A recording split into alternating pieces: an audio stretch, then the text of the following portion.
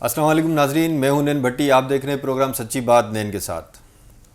नाजरीन, सिंध में हुकूमत पीपल्स पार्टी की और पीपल्स पार्टी मुसलसल कई सालों से सिंध पे हुक्मरानी कर रही है।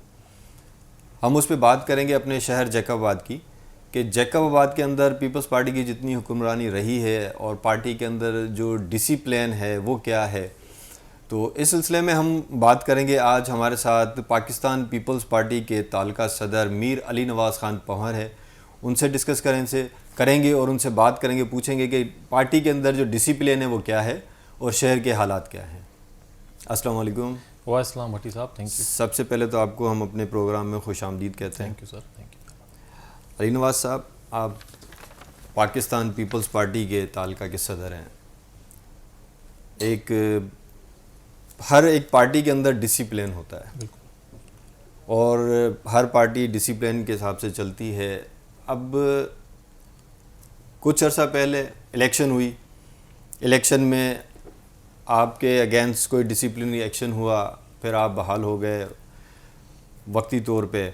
लेकिन अभी पाकिस्तान पीपल्स पार्टी यहाँ जैकबाबाद में एक हादसा हुआ, आपने देखा गुज़िश्ता में। उसमें एक पोलियो वर्कर के साथ ज़्यादती हुई, जिसमें पाकिस्तान पीपल्स पार्टी ने बढ़ चढ़ के उस औरत को बहुत ज़्यादा कंपलसेट भी किया और उसको फैसिलिटेट भी किया। लेकिन अचानक से एक पार्टी के ओहदेदार ने एक सोशल मीडिया पे उसके अगेंस्ट नाज़ेबा कमेंट्स पास कर दिए। तो एक जगह तो पाकिस्तान पीपल्स पार्टी ने आपके अगेंस्ट डिसिप्लिनरी एक्शन लिया, आपको सस्पेंड किया गया।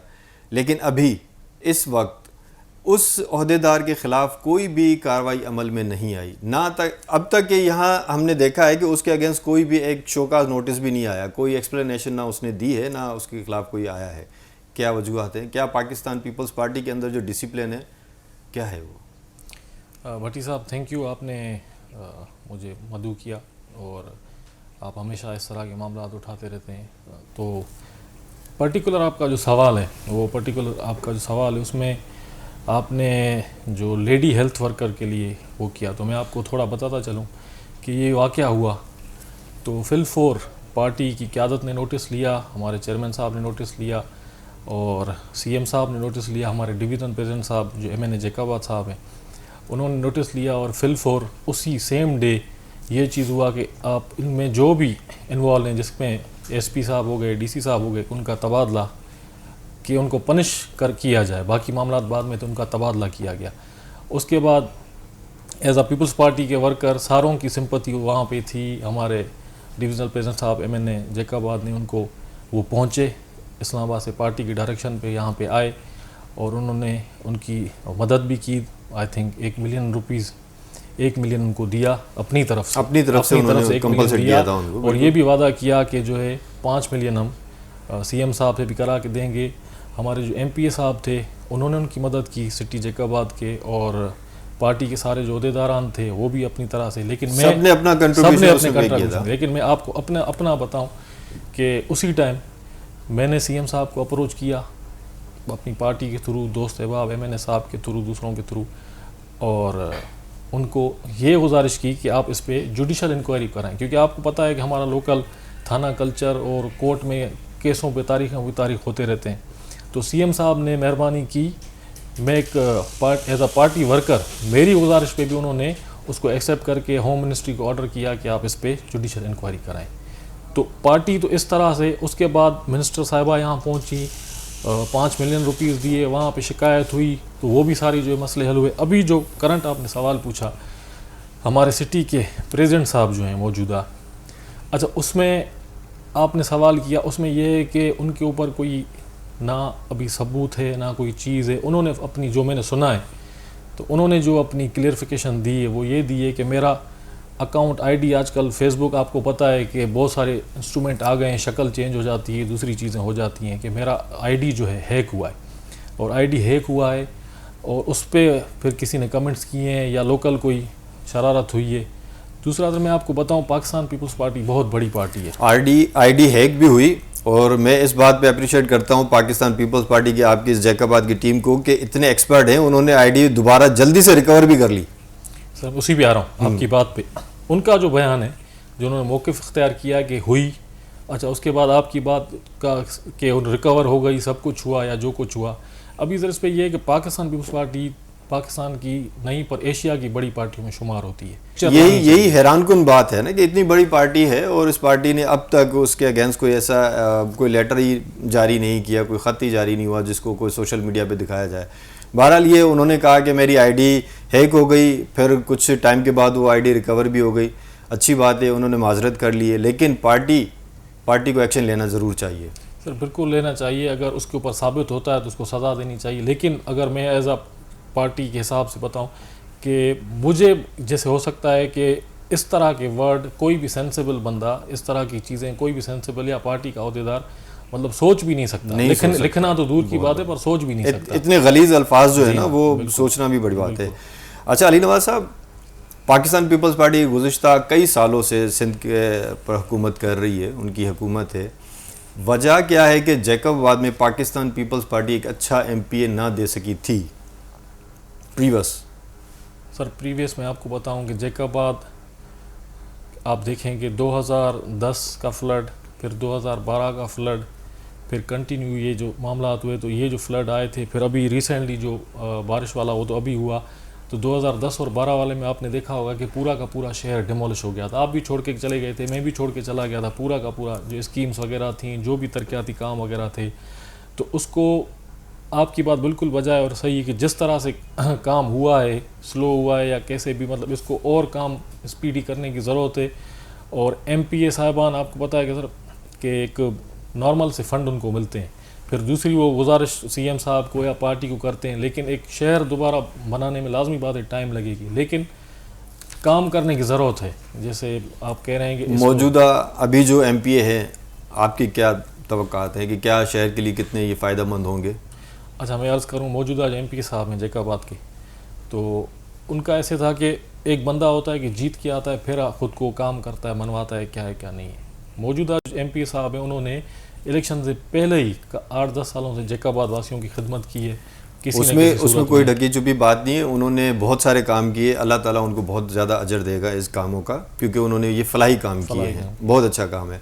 लेकिन मैं बात करूं एज अ MPA, इस वक्त जैकबाबाद के अंदर वो क्या ऐसे मंसूबे ला रहे हैं, क्या उनकी ऐसी पॉलिसीज़ हैं जो जैकबाबाद को बेहतर बनाएंगी?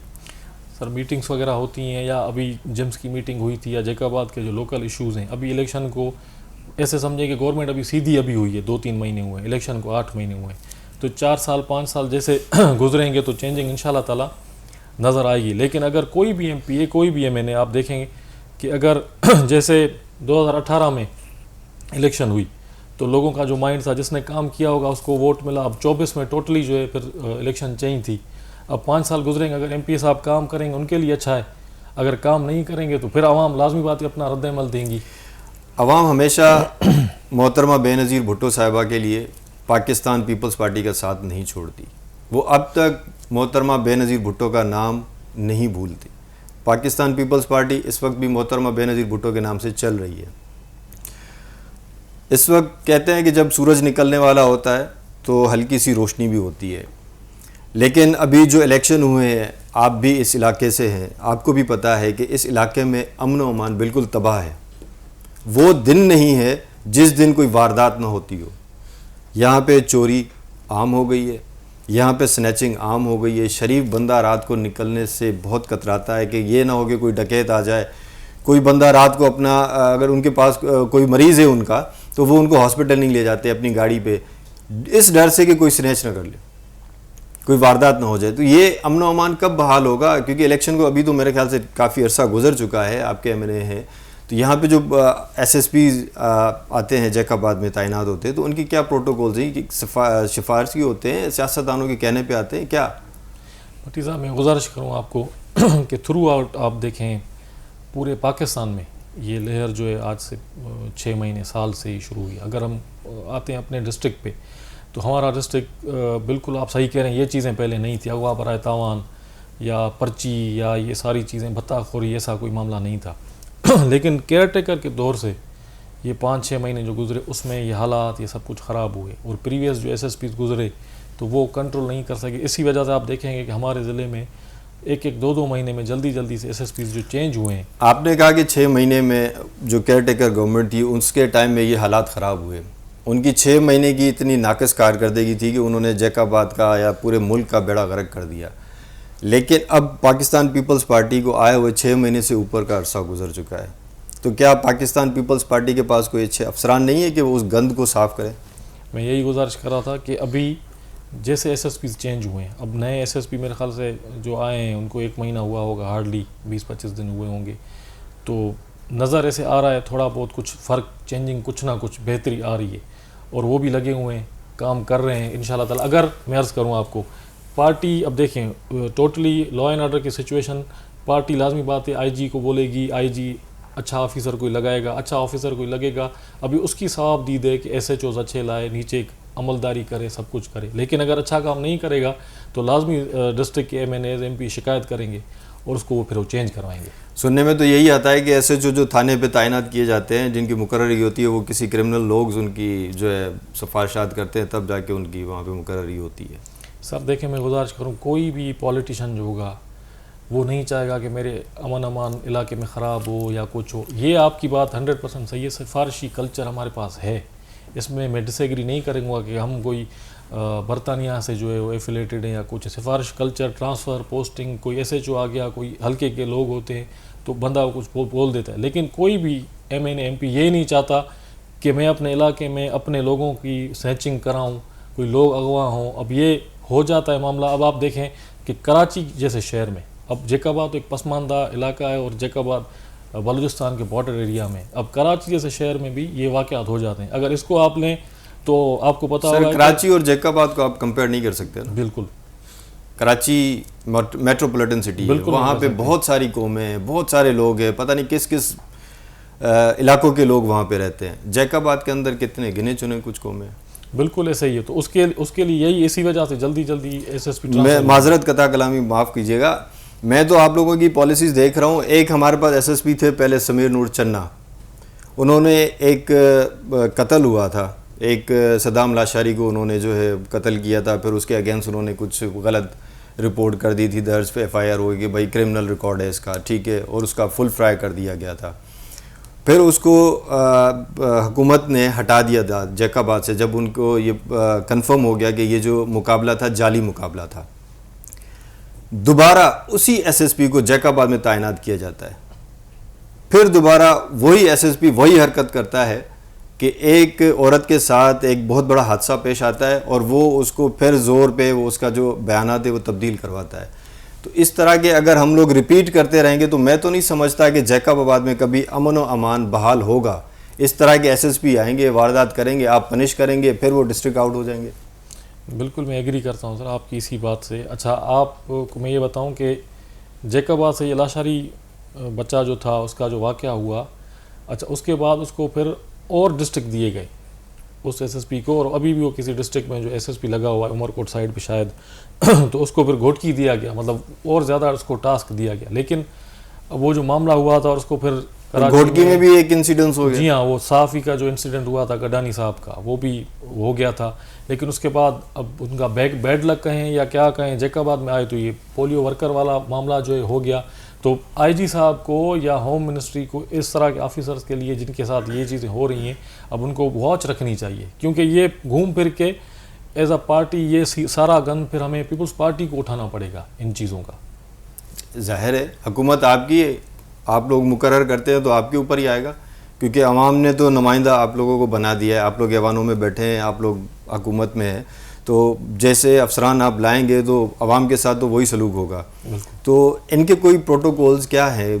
ना कोई डिप्टी कमिश्नर आता है सही, ना कोई एसपी आता है जैकाबाद के अंदर। मैं तो मुसलसल यही इसी आस में होता हूँ कि हो सकता है इस एसएसपी के बाद कोई दूसरा आए तो वो कुछ ना कुछ बेहतरी करेगा, लेकिन अभी मौजूदा एसएसपी आए, यही उम्मीद थी कि इंशाल्लाह ये बेहतरी करेंगे, कुछ अच्छा होगा। लेकिन वारदातें तो कम ही नहीं हो रही, वही वारदातें हो रही है, क्या वजह है? और मेरे ख्याल से कि कमी पेशी कुछ हुई है, नए एसएसपी साहब जो आए और बेहतर करने की जो है वो कोशिश में लगे हुए हैं, और कुछ लग रहा है ऐसे कि तो वो टीम भी अपनी लाए अपने साथ। जी हाँ, ऐसे लग रहा है कि कुछ करेंगे, वरना 3-4 महीने में आप लाजमी बात है थोड़ा अगले ऑफिसर आएगा तो उसको टाइम देना पड़ेगा, 5-6 महीने उसको देने पड़ेंगे, वो समझे इलाके को क्या है, कहाँ से क्या चीज़ हो रही है, कैसे हो रहा है, तो उसको इतना देना पड़ेगा। अगर वो फेल हो जाता है, देखिए 6 महीने हमने उसको दे दिए, 6 महीने में तो आवाम रगड़ जाती है। जी हाँ, फिर 6 महीने के बाद कोई बड़ा वाकया हो जाता है, फिर उसी एसएसपी को हटाया जाता है कि भाई पनिश कर दिया गया, ये एसएसपी नाअहल थे या कोई ऐसी बात हो गई या उनका कोई बैड लक है। फिर वो आवाम के पास एक एक्सपेरिमेंट दोबारा होता है। मतलब जैकाबाद की आवाम के ऊपर ऐसे तजर्बे होते रहेंगे। हम यही भट्टी साहब देखें, अभी ये सारे डीएमजी ग्रुप, सीएसएस ऑफिसर्स, ये वो सारा करके जो है वो एसपी बनते हैं। ऐसे नहीं है कि कोई पीपल्स पार्टी को घर में बंदा बैठा हुआ होता है, हम उसको ले आते हैं एसपी या डीसी की सीट पे बैठो। बिल्कुल इनकी इतनी बड़ी ट्रेनिंग होती है, इतनी बड़े ये सीएसएस ऑफिसर होते हैं, कमीशन पास, डीएमजी ग्रुप, एसपी, डीसी, तो सारे उनके ट्रेनिंग में वो पास आउट होके आते हैं, फिर आके जो है वो एसपी, डीसी और डीएसपी, एएसपीज लगते हैं। अब ये अब लाजमी सी बात है, अगर वो काम करेंगे, अच्छा दिखाएंगे, तो कल को उनका कैरियर जो है मतलब एक अच्छी नौयत का जाना जाएगा। लेकिन अगर वो इस तरह के लोग होंगे जहाँ पे जा रहे हैं और जाके जो ये इस तरह के काम करेंगे, गलत कामों में इन्वॉल्व रहेंगे, खुद इनकाउंटर कराएंगे, तो ये तो अब दीनी तरह से भी जो है गुनाह में शुमारी है। अच्छा, इलेक्शन हुए लोकल बॉडीज़ के, उसमें आपके बहुत सारे काउंसलर नज़र आते थे। मैं एक वर्ड इस्तेमाल कर रहा हूँ, थे। इसका मतलब ये है कि वो अब नज़र नहीं आते। यूसीज़ की ये हालत है, कोई पूछने वाला नहीं है। वही जो हमेशा एक जुमला आता है हमें कि भाई इलेक्शन के टाइम सब नज़र आते हैं, इलेक्शन के बाद सब गायब हो जाते हैं। काउंसलर कोई नज़र नहीं आता। उन यूसीज़ की ये हालत है, गंदगी इतनी है, कितना कचरा फैला हुआ है। ये कोई देखने वाला है पीपल्स पार्टी के अंदर? कोई लुक आफ्टर करता है इनको? सर देखें, आपको मैं पर्टिकुलर, अगर जैसे आप यूसीज़ की आपने बात की जी, तो यूसीज़ में मैं तो समझता हूँ कि ये निज़ाम ही टोटली ये जो है फेल निज़ाम है यूसीज़ का। अब मैं आपको बताऊँ, क्योंकि 1-2 यूसीज़ को मैं देख रहा हूँ, तो पहले 5 लाख रुपए थे, अभी उनको बढ़ा के 10 लाख रुपए किए गए। अब 10 लाख में 6 लाख रुपए है तनख्वाह, उसके बाद कोई 1-1.5 लाख रुपए टैक्स चला जाता है। ये हो गए तकरीबन समथिंग 7.5 लाख रुपए। अब बचे 2.5 लाख रुपए। तो अब 2.5 लाख में जो यूसी चेयरमैन होगा या कोई होगा, या 3 लाख में, तो वो उतने का ही काम करा सकेगा जितना उसको फंड मुहैया होगा। अब लोकल कोई थोड़ा बहुत काम कहीं पे हो गया तो उस तरह से जो है वो कर सकते हैं। अब वार्ड मेंबर हैं ज़िले में, तो उनका भी फिर महदूद एक तरह का वो चीज़ होता है। बाकी आप आ जाएँ चेयरमैन सतह पे, एमसी के चेयरमैन हो गए, डिस्ट्रिक्ट काउंसिल के चेयरमैन हो गए, उनको एक ह्यूज जो है मंथली एक पैकेज मिलता है 2.5 करोड़ 3 करोड़ का। तो अब ये उनके ऊपर, उनके एंड पे ज़्यादा ये बात आती है कि आप निचली सतह के लोगों को कोई ऐसा मैकेनिज़्म बनाएं, ऐसी कोई चीज़ बनाएं कि ग्रास रूट पे लोगों को फ़ायदा मिले। अब देखा ये जा रहा है, ये प्लानिंग तो ग्रास रूट पे देने के लिए ही किया गया ना, कि एक छोटे छोटे काउंसलर मतलब अपने एरिया में एक अच्छी तरीके से परफॉर्म करेंगे, उनके मसाइल सुनेंगे। यहाँ के कोई 1-2 हज़ार लोग एक जगह इकट्ठे हो जाएं, किसी को कंप्लेन करें, इससे बेहतर है कि वो चंद 100 लोग मिलके एक काउंसलर को कंप्लेन करेंगे बोलेगा। लेकिन फिर भी उस पर अमल नहीं हो रहा। तो ये तो सिस्टम मेरे ख्याल से आप जो कह रहे हैं वो तो यही है।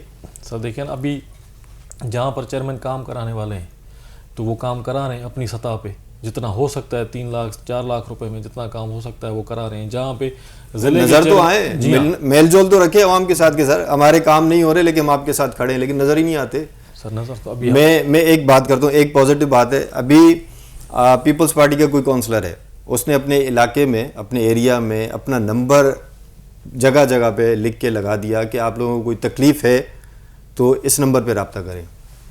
ये सिर्फ एक काउंसलर का काम है, बाकी कहाँ है? वो क्यों ऐसा नहीं कर रहे? नहीं तो उनको करना चाहिए। अगर नहीं कर रहे तो पार्टी टिकट जो भी उनको है, जहाँ से वो जीत के आए, तो पार्टी उनके खिलाफ एक्शन ले, बिल्कुल करना चाहिए उनको। इसमें तो कोई वो दो राय नहीं है, कोई शक नहीं कि काम बिल्कुल उनको करना चाहिए। देखिए फर्क है ना, काम करने वाला बंदा अपना नंबर लगा दे रहा है कि भाई आपको कोई तकलीफ है इस नंबर पे कॉल करे, वो भी पाकिस्तान पीपल्स पार्टी का ही है।